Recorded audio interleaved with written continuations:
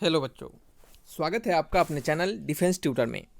आज की इस वीडियो में हम बात करने वाले हैं कोस्ट गार्ड, नाविक, जीडी, डीबी और यांत्रिक के लिए साइंस के प्रैक्टिस सेट नंबर 7 को। इससे पहले हम आपके लिए 6 और भी प्रैक्टिस सेट्स को दिए हैं, तो जिन्होंने भी उन सभी प्रैक्टिस सेट्स को नहीं देखा है तो प्लेलिस्ट से जाकर देख सकते हैं। बच्चे, आपको जैसा कि पता है कि आपके नोटिफिकेशन आ चुके हैं एग्जामिनेशन के, तो जो आपके नोटिफिकेशन आए हैं उस नोटिफिकेशन का फॉर्म जुलाई 2 से स्टार्ट होगा और 16 जुलाई तक भरा जाएगा और फिर देन आपका सितंबर के आसपास इसका एग्ज़ाम आपका कंडक्ट करवाया जाएगा। सो आपके पास अब मिला जुला के आपके पास लगभग 2.5 महीना से 3 महीना के बीच आपके पास समय बच गए हुए हैं। तो इन सभी समय का कंप्लीट यूटिलाइज करें। अगर आप इस समय का यूटिलाइज सही से इस्तेमाल नहीं करते हैं तो डेफिनेटली आपके एग्जामिनेशन में इस बार भी आप पास नहीं हो पाइएगा। लेकिन अगर आप इस समय को अच्छे से प्रॉपर तरीके से यूटिलाइज करते हैं, प्रॉपर तरीके से अच्छे से पढ़ते हैं, तो आप कहीं से पढ़िए, इवन हमारे साथ मिलकर पढ़िए या फिर कहीं से भी पढ़िए, आपको वो डेफिनेटली हेल्प करेगा। ठीक है, क्योंकि समय अब नज़दीक आ चुका है। सो आप अपने पढ़ाई पर ध्यान दीजिए। देखिए बच्चों, आपको बता दें कि प्रीवियस बैचेस से हमारे 10+ बच्चों ने सिलेक्शन दिया था। इस बार हमारा टारगेट है 200+ बच्चों का सिलेक्शन दिलवाना और ये ज़रूर पूरा होगा। लेकिन इसके साथ कंडीशन है यही कि आप जितना ज़्यादा सपोर्ट करेंगे, जितना ज़्यादा आप वीडियोज़ को देखेंगे और हमारे बातों को सुनेंगे, समझेंगे, तभी ऐसा पॉसिबल हो पाएगा। बस इससे प्रीवियस बैचेस के जितने सारे वीडियोस हमने दिए हैं उन सभी को वॉच करें, एक बार, 2 बार, 3 बार उसको देखें, सभी वीडियोस को देखें। और ये जो नए बैच आपके अग्नि बैच चल रहे हैं, इन सभी अग्नि बैच के जितने भी लेक्चर्स होंगे, इन सभी को अगर आप देख के जाते हैं प्रीवियस बैचेज और इन बैचेस के लेक्चर्स को, तो आपका एग्जामिनेशन को क्रैक करना डेफिनेटली पक्का है। यानी आप जरूर से जरूर एग्जामिनेशन को पास कर पाइएगा। ठीक है, सो वीडियो आप स्किप नहीं कीजिएगा, पूरा वीडियो वॉच कीजिएगा, एक एक पॉइंट को ध्यानपूर्वक सुनते चलिएगा। इन सभी आपके जो क्वेश्चंस होंगे, इन सभी को क्वेश्चंस को आपको समझना है, सुनना है बार बार, इससे आपको याद रहेगा। और इनके पीडीएफ भी आपको कुछ समय बाद टेलीग्राम चैनल पे मिल जाएंगे और वहाँ से आप डाउनलोड कर लीजिएगा। पीडीएफ को भी एक बार 2 बार पढ़ लीजिएगा। ठीक है, चलिए स्टार्ट करते हैं वीडियोस को। हम वीडियो में आगे बढ़ते हैं। किसी प्रकार का डाउट होता है तो कमेंट बॉक्स में लिखिए, आपके सभी कमेंट्स का जवाब दिया जाएगा। ठीक है, देखिए बच्चे, आपको बता दें कि वैसे तो हम नहीं बोलते हैं कि आप हमारे चैनल पे प्लस प्लान भी है जो कि आपके 49 रुपये से स्टार्ट होता है। इस 49 रुपीज़ में आपको बहुत सारे पर्क्स दिए जाते हैं, आप जाकर वहाँ से पढ़ सकते हैं। ज्वाइन बटन आपके यहाँ पे मिले हुए हैं, ज्वाइन बटन को ज्वाइन कीजिए और उस पर्क्स का आप इस्तेमाल कीजिए।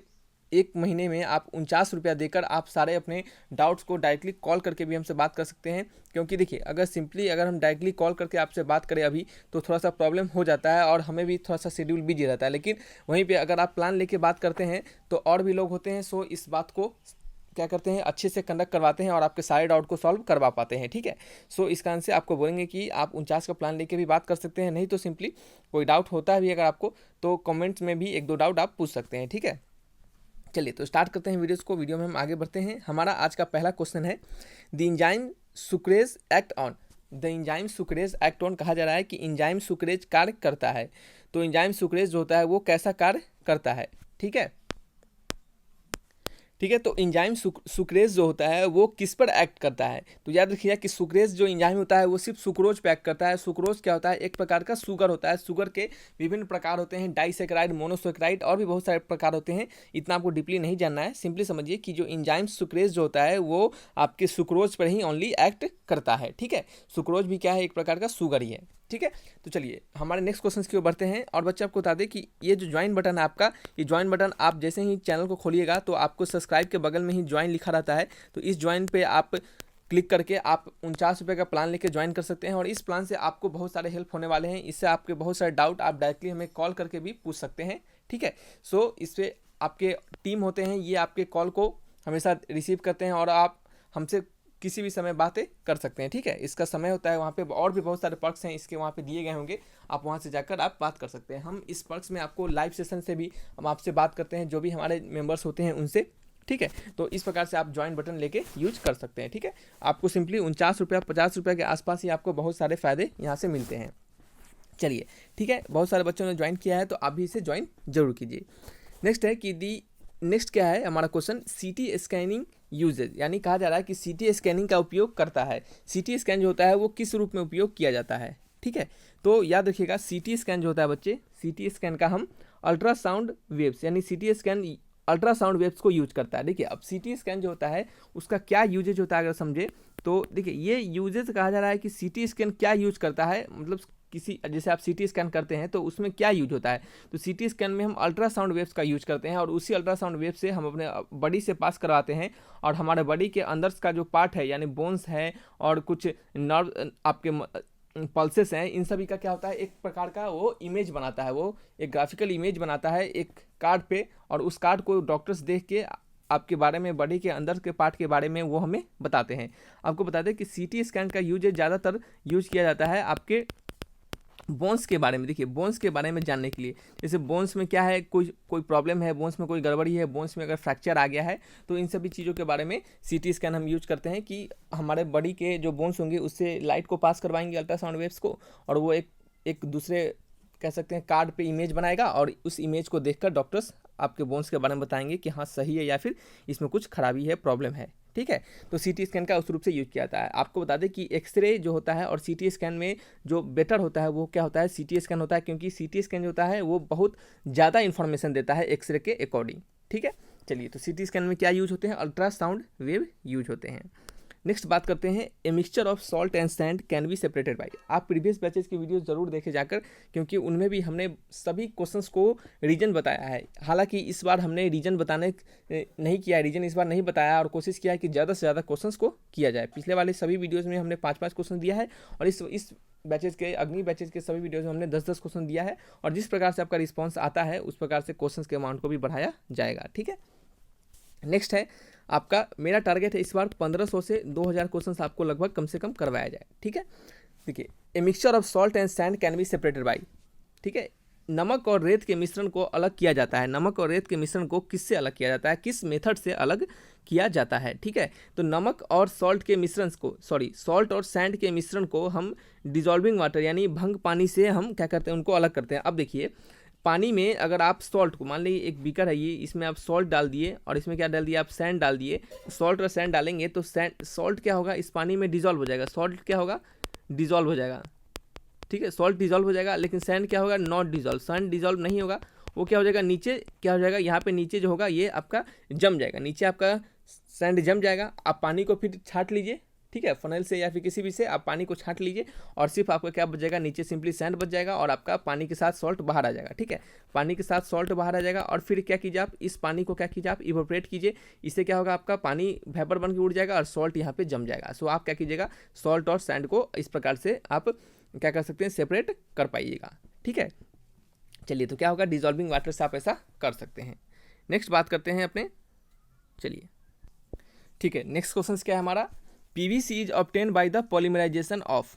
ठीक है, PVC किसके पॉलीमराइजेशन द्वारा प्राप्त किया जाता है, जो पॉलीविनाइल क्लोराइड क्या है, पॉलीमर है, वो किससे ऑब्टेन होता है। ठीक है, तो चलिए आपको बता दें कि ये जो पॉलीविनाइल क्लोराइड होता है ये विनाइल क्लोराइड से ऑब्टेन होता है। किससे ऑब्टेन होता है, पेनाइल क्लोराइड से। पॉलीविनाइल यानी PVC क्या होता है, PVC का पाइप होता है, आप देखते होंगे आपके घरों में भी PVC का पाइप यूज किया जाता है। तो ये पॉलीविनाइल क्लोराइड होता है और ये क्या होता है, ये पॉलीमर होता है, किसका, विनाइल क्लोराइड का पॉलीमर होता है। ठीक है, चलिए नेक्स्ट बात करते हैं। आपको सिंपली याद करते जाना है, समझते चलना है, जिसके रीजन्स आपको जरूरत होगा उसके रीजन्स हम थोड़ा बताएंगे, नहीं तो सिंपली आपको आंसर हम बताते चलेंगे। ठीक है, क्वेश्चन 5 है, इसमें कहा जा रहा है an alloy used in making heating element for electric heating device. ऐसा एलवाई जो कि क्या होता है, आपके हीटिंग एलिमेंट के रूप में यूज किया जाता है किसी भी हीटिंग इलेक्ट्रिक डिवाइसेस में। ठीक है, उस एलवाई का कौन सा इसमें से एलवाई है। ठीक है, तो आपको बता दें कि नाइक्रोम एक एलवाई होता है जिसको क्या करते हैं हम, आपके जो हीटिंग डिवाइसेस होते हैं, जो हीटिंग डिवाइस होते हैं उसमें हम यूज करते हैं। कहा जा रहा है कि विद्युत ताप उपकरणों के लिए ताप तत्व बनाने में प्रयुक्त मिश्रण धातु है। An alloy used in making heating element for electric heating devices. जो इलेक्ट्रिक से हीट होने वाला डिवाइसेस होता है उसमें हीटिंग एलिमेंट के तौर पे हम किस आपके मेटल का यूज, किस एलवाई का यूज करते हैं, ऐसा पूछा जा रहा है। तो देखिए जैसे आपके हीटर देखा हुआ है, हीटर क्या होता है, हीटर भी क्या है, एक हीटिंग डिवाइसेस है, इलेक्ट्रिक हीटिंग डिवाइसेस है, इलेक्ट्रिक से ही हीट होता है। तो इसमें जो हम मेटल एलवाई का जो यूज करेंगे वो एलवाई का आपसे नाम पूछा जा रहा है। आप समझ गए, क्या होगा, नाइक्रोम होगा। ठीक है, देखिए क्वेश्चंस को रटने और क्वेश्चन को समझने दोनों में अंतर होता है। रट लीजिएगा आप भूल जाइएगा, लेकिन समझ के रखिएगा तो आप उसको नहीं भूलिएगा। ठीक है, आइए नेक्स्ट क्वेश्चन की बात करते हैं। Question number 6, German silver is an alloy of. German silver किसका मिश्र धातु है, जर्मन सिल्वर किसका मिश्र धातु है। तो जर्मन सिल्वर जो होता है ये आपको याद रखने वाले क्वेश्चन है कि जर्मन सिल्वर में हम क्या मिलाते हैं, जिंक, कॉपर और निकल। ठीक है, नाम है इसका जर्मन सिल्वर। अब देखिए नाम है जर्मन सिल्वर, तो आधा से ज़्यादा बच्चे तो क्या करेंगे, कोई भी सिल्वर वाला एक ऑप्शन टिक करके चले आएंगे, तो ये तो क्या हो जाएगा, उनका बिल्कुल गलत हो जाएगा। तो याद रखिएगा जर्मन सिल्वर है, नाम सिर्फ इसका सिल्वर है, लेकिन इसमें क्या क्या होते हैं, एलवाई में जिंक होते हैं, कॉपर होते हैं। जिंक को हम Zn से लिखते हैं, कॉपर को Cu से और निकल को Ni से। ठीक है, तो जिंक, कॉपर, निकल को मिला के क्या बनते हैं आपके जर्मन सिल्वर। ठीक है, जर्मन सिल्वर, जर्मन सिल्वर। ठीक है, चलिए नेक्स्ट क्वेश्चन की बात करते हैं। क्वेश्चन नंबर 7 में एयर इज ए और एन, वायु एक क्या है, वायु एक क्या है, वायु एक कंपाउंड है, एलिमेंट है, मिक्सचर है, इलेक्ट्रोलिट है। ठीक है, तो आपको बता दें कि वायु क्या होता है, air is a mixture. Air क्या होता है, मिक्सचर होता है बहुत सारे गैसेस का। जैसा कि आपको पता है कि एयर में कार्बन डाइऑक्साइड, नाइट्रोजन, ऑक्सीजन, बहुत सारे आपके क्या कह सकते हैं आप उसको, बहुत सारे जैसे आर्गन, हीलियम, इस टाइप के क्या होंगे, ये नोबेल गैसेस होंगे। ठीक है, ये बहुत सारे नोबेल गैसेस उसमें प्रेजेंट होते हैं। सो हम कह सकते हैं कि एयर क्या होता है। और एक और बात बता दें कि ये जितने भी गैसेस एयर में प्रेजेंट होते हैं वो डिफरेंट प्रोपोर्शन में प्रेजेंट होते हैं। डिफरेंट प्रोपोर्शन कहने का मतलब होता है कि अलग अलग क्या होते हैं, अलग अलग मात्रा में। ठीक है, अलग अलग मात्रा में होते हैं, तो हम क्या कहते हैं, उस कारण से उन्हें हम मिक्सचर कहते हैं। कंपाउंड जो होता है, आपने सुना होगा कंपाउंड के बारे में। कंपाउंड एक ऐसा क्या होता है, सब्सटेंस होता है। कंपाउंड का डिफिनीशन कहता है कि ऐसा सब्सटेंस जिसमें क्या हो, कुछ खास डेफिनिट प्रोपोर्शन में कुछ अमाउंट ऑफ सब्सटेंस प्रेजेंट हो, यानी कुछ खास डेफिनिट प्रोपोर्शन में अमाउंट ऑफ सब्सटेंस प्रेजेंट हो। जैसे आपके वाटर हो गए, वाटर एक क्या है, कंपाउंड है, मिक्सचर नहीं है। क्यों, क्योंकि वाटर जब भी बनेगा तो 2 हाइड्रोजन और 1 ऑक्सीजन को मिलाकर बनेगा। लेकिन मिक्सचर क्या होता है, मिक्सचर होता है बहुत सारे अलग अलग सब्सटेंसेस का मिश्रण अलग अलग प्रोपोर्शन में, अलग अलग मात्रा में। ठीक है, उसको हम मिक्सचर कहेंगे। तो एयर में क्या होते हैं, सभी सब्सटेंसेस अलग अलग मात्रा में होते हैं। ठीक है, इस कारण से इसको हम मिक्सचर कहते हैं। समझ रहे हैं। चलिए नेक्स्ट बात करते हैं क्वेश्चन नंबर 8 का। Which of the following substance is bad conductor of electricity but a good conductor of heat. निम्नलिखित में से कौन सा पदार्थ विद्युत का कुचालक है और लेकिन उष्मा का सुचालक, यानी कौन सा इसमें सब्सटेंस है जो बैड कंडक्टर है इलेक्ट्रिसिटी का लेकिन गुड कंडक्टर है हीट का। ठीक है, बैड कंडक्टर ऑफ इलेक्ट्रिसिटी और गुड कंडक्टर ऑफ हीट, यानी आपके इलेक्ट्रिसिटी को फ्लो करने में क्या कर रहा है, वो बाधा डालता है, बैड कंडक्टर है, लेकिन आपके हीट को अच्छे से वो फ्लो करता है। इसमें से ऐसा कौन सा सब्सटेंस है, तो याद रखिएगा माइका एक ऐसा सब्सटेंस होता है जो कि क्या होता है, बैड कंडक्टर होता है इलेक्ट्रिसिटी का और गुड कंडक्टर होता है हीट का। यहाँ पे लिख देते हैं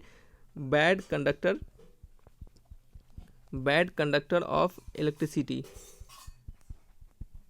ठीक है, और गुड कंडक्टर ऑफ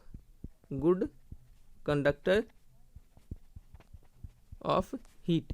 हीट का क्या होता है, गुड कंडक्टर होता है। ठीक है, चलिए नेक्स्ट बात करते हैं क्वेश्चन नंबर 9 का। ठीक है, क्वेश्चन नंबर 9 के बारे में बात करते हैं। चलिए क्वेश्चन नंबर 9 क्या है हमारा, कार्बोरेंडम इज। कार्बोरेंडम क्या है, तो देखिए कार्बोरेंडम जो होता है वो क्या होता है, एक प्रकार का, ये एक कह सकते हैं आप इसको धातु नहीं कह सकते, आप इसे क्या कह सकते हैं, एक प्रकार का कंपाउंड होता है। ठीक है, कंपाउंड होता है।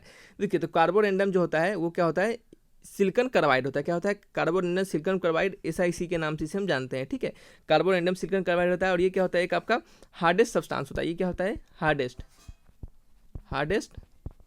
ठीक है, हार्डेस्ट सब्सटेंस। कार्बोरेंडम क्या होता है, सिलिकॉन कार्बाइड होता है और ये क्या होता है, हार्डेस्ट सब्सटेंस होता है। और इसका भी रूप हम क्या, इसका यूज हम क्या करते हैं, किसी भी हार्ड सब्सटेंस को कट करने के रूप में हम इसका यूज करते हैं। ठीक है, जिस प्रकार से डायमंड का यूज करते हैं किसी भी हार्डेस्ट सब्सटेंस को कट करने में, उसी प्रकार से सिलिकॉन कार्बाइड का हम यूज करते हैं किसी हार्डेस्ट सब्सटेंस को कट करने में, सिलिकॉन कार्बाइड। ठीक है, कार्बोरेंडम, एक ही नाम है दोनों का। Which of the following is best conductor of electricity, कहा जा रहा है निम्नलिखित में से कौन से विद्युत का सबसे अच्छा सुचालक है।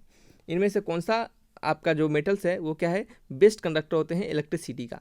ठीक है, तो आपने हमेशा सुना होगा कि सिल्वर क्या होता है, सिल्वर एक ऐसा एलिमेंट है जो कि क्या होता है, बेस्ट कंडक्टर होता है इलेक्ट्रिसिटी का, यानी सिल्वर से अच्छा कोई भी एलिमेंट आपका इलेक्ट्रिसिटी को कंडक्ट नहीं करवा सकता। सबसे अच्छा कंडक्शन करवाने का जो मेटल है वो क्या है, सिल्वर है, और सिल्वर ही सबसे बेस्ट कंडक्टर होता है इलेक्ट्रिसिटी का। यही सबसे अच्छे से इलेक्ट्रिसिटी को पास करवाता है। लेकिन आप अगर सोचिएगा कि ठीक है, तो जब सिल्वर पास करवाता है तो हम लोग एल्युमिनियम का या फिर कॉपर का वायर क्यों यूज करते हैं, तो देखिए ये सिर्फ कॉस्ट के कारण, सिल्वर का क्या होता है, कॉस्ट ज़्यादा हो जाता है एल्युमिनियम और आपके कॉपर से, इस कारण से हम सिल्वर का यूज नहीं करते हैं। अगर सिल्वर का यूज हम कर दें, अगर आपके इलेक्ट्रिसिटी कंडक्ट करवाने के लिए रोड साइड जो पोल होते हैं अगर उसमें लगा दे सिल्वर, तो एक भी पोल आपको नहीं दिखेगा। सब पोल क्या होगा, आज लगेगा और कल गायब हो जाएगा। ठीक है, क्योंकि सभी लोग सिल्वर निकाल के क्या करेंगे, उसको बेच देंगे पचका उचका के उसको। ठीक है, सो क्या हो जाएगा, गड़बड़ा जाएगा।